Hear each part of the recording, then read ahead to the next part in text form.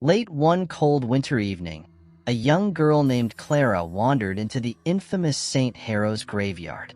Known for its chilling legends, it was a place the locals avoided after sunset. But Clara was different. She wasn't afraid of ghost stories or the whispered warnings of spirits that roamed among the graves. Clara had a reason to be there. Her grandmother, who had passed away a week prior, had told her about a precious locket she'd buried under the old oak tree in the graveyard. The locket supposedly held a secret her grandmother had never shared, something that might reveal the truth about Clara's mysterious family history. As Clara approached the rusty iron gates, the wind howled through the barren trees, and the creak of the hinges sounded like a warning. She clutched her flashlight tightly and stepped inside. The air was thick, colder than the night outside, and a strange silence blanketed the area, broken only by the crunch of leaves underfoot. She found the oak tree easily. It stood in the center of the graveyard, its gnarled branches reaching out like skeletal fingers. Clara knelt down, pulling out the small spade she brought with her. As she began to dig, the sound of her spade against the soil seemed deafening in the quiet. Suddenly, a faint whisper brushed past her ears. "Clara." She froze, her heart pounding. The sound was so close, as if someone were standing right behind her. Spinning around, she pointed her flashlight into the darkness. Nothing, just rows of crooked tombstones and shadows dancing in the pale moonlight.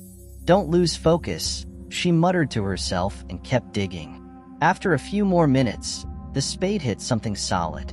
It was a small wooden box, worn and cracked with age. Clara pulled it out and carefully opened it. Inside lay the locket, just as her grandmother had described, a golden pendant shaped like a rose. The moment she touched it, the whispering grew louder, surrounding her from all sides. "Clara, why have you come?" Panicked, she stood up, clutching the locket tightly. The flashlight flickered, then went out completely, plunging her into darkness. The whispers turned into moans, and the ground beneath her feet trembled. "Leave it! It's ours!" a voice bellowed, and she felt an icy hand brush against her arm. Clara screamed and ran, clutching the locket as if it were her lifeline. The shadows seemed to come alive, chasing her through the graveyard. Her legs felt heavy, as if the earth itself were trying to pull her back. As she reached the gate, she dared to glance back. What she saw froze her blood. A group of shadowy figures standing beneath the oak tree, their hollow eyes glowing faintly.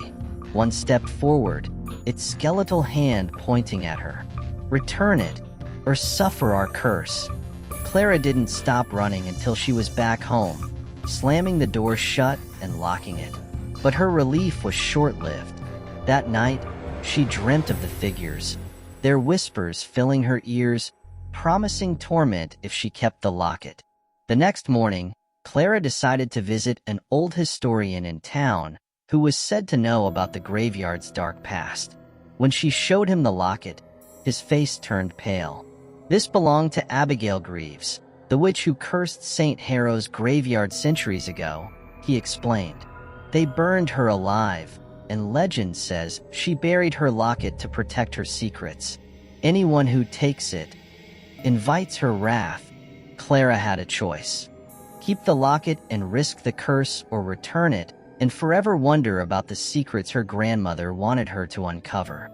That night, Clara found herself standing once more at the graveyard gates.